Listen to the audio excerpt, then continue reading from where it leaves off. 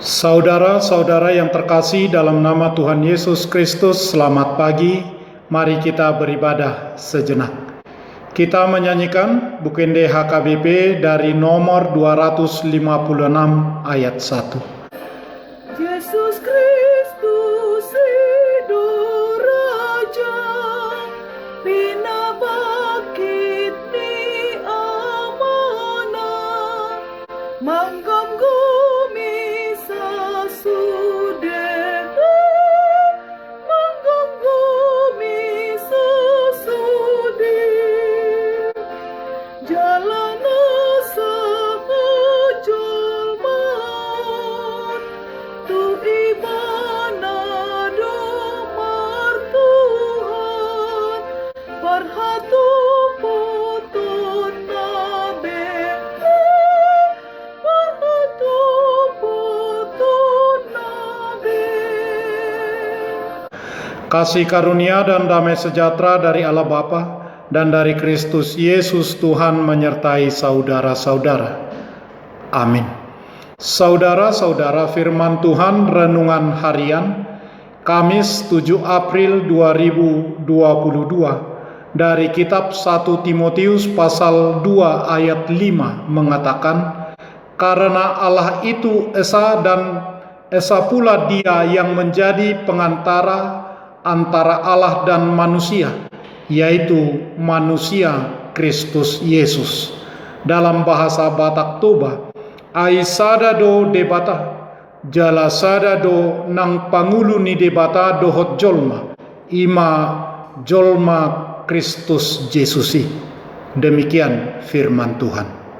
Saudara-saudara, hati kita pasti menjadi hangat dan penuh rasa terima kasih saat kita mendengar perkataan keluarga kami berdoa untuk kalian, atau saya berdoa bagi Anda tadi pagi. Kita akan dikuatkan dan bersukacita karena ada orang-orang yang menopang kita dalam doa, dan karena kita tidak sendirian dalam perjalanan kita mengiring Yesus. Paulus menasihatkan agar doa disampaikan bagi para pejabat supaya orang-orang percaya dapat menikmati hidup yang damai dan tenang melalui Kristus Yesus, pengantara antara Allah dan manusia. Perantara adalah seorang yang bertindak sebagai penengah yang berusaha menengahi perselisihan di antara dua pihak demi mencapai sebuah kesepakatan. Yesus satu-satunya perantara di antara Allah dan manusia karena dosa manusia. Karena dosa, Allah menolak kita. Dosa dijelaskan dalam Alkitab sebagai pelanggaran terhadap hukum Allah dan pemberontakan kepada Allah. Ulangan pasal 9 ayat 7, Yosua 1 ayat 18. Allah membenci dosa, dan dosa menghalangi hubungan kita dengan Allah. Tidak ada yang benar, seorang pun tidak. Roma 3 ayat 10. Semua orang adalah pendosa akibat dosa yang diwariskan oleh Adam, selain dosa yang kita lakukan setiap harinya. Satu-satunya hukuman yang adil bagi dosa adalah kematian. Roma pasal 6 ayat 23. Bukan saja kematian jasmani, tetapi juga kematian kekal. Wahyu pasal 20 ayat 11 sampai ayat 15. Hukuman yang patut bagi dosa adalah kekekalan dalam neraka.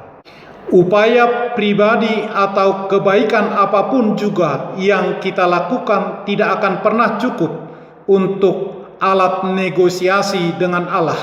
Perbuatan baik dan pemeliharaan hukum sebanyak-banyaknya dan sebaik apapun tidak dapat membenarkan diri kita di hadapan Allah.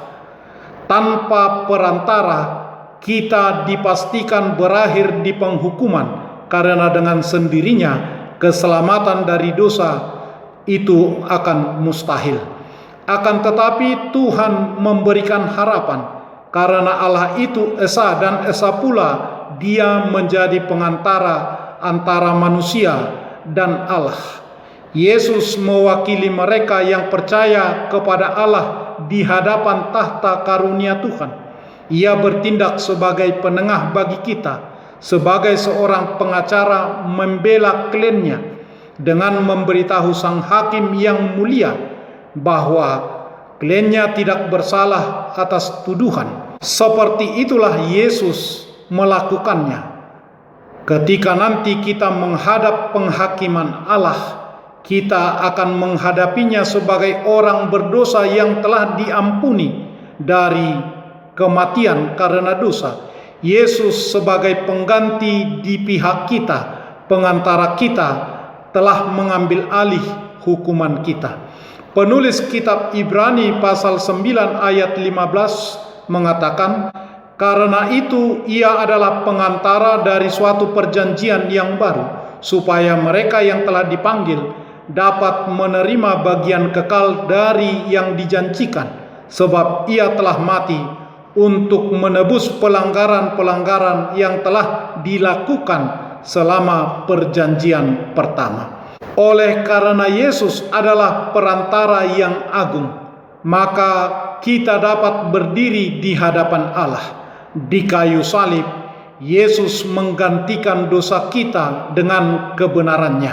Penengahan yang dilakukan Yesus adalah satu-satunya cara bagi kita untuk selamat. Karena Kristus adalah satu-satunya pengantara, maka janganlah mengandalkan kekuatan manusia atau kekuatan lain. Berfokuslah kepada Allah di dalam Yesus Kristus. Itulah penghiburan kita. Amin. Marilah kita berdoa. Ya Tuhan Allah, Bapa kami, terima kasih telah mengingatkan kami jemaat-Mu tentang betapa pentingnya berdoa bagi orang lain. Tolonglah kami untuk selalu peduli dengan turut menanggung beban orang lain dalam doa-doa. Melalui pengantara kami, Yesus Kristus Tuhan kami, dengarlah doa kami. Amin. Marilah kita menyanyikan buku nyanyian HKBP dari nomor 256 ayat 1. Yesus Kristus Dia Raja, dinobatkan Allah Bapa, Raja alam semesta, Raja alam semesta. Semua umat manusia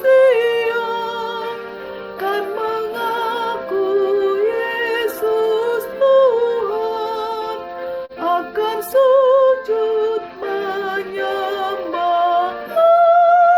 akan sujud menyembah. Kita bersama-sama berdoa dengan doa Bapa kami. Bapa kami yang di surga, dikuduskanlah namamu, datanglah kerajaan-Mu, jadilah kehendak-Mu di bumi seperti di surga.